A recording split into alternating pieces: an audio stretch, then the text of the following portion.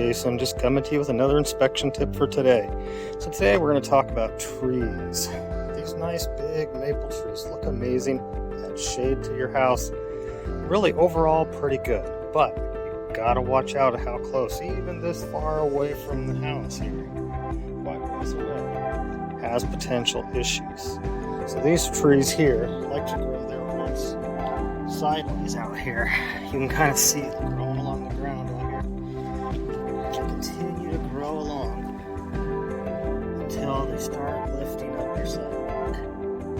As they're getting there, they're getting closer and closer to the house and the foundation of the house.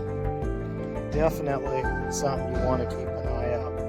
Once you start seeing your sidewalks lift, it's a good idea to have an arborist come out and check out this tree and see what they can do to either remove it, keep it from growing further and further towards your house. So, thank you.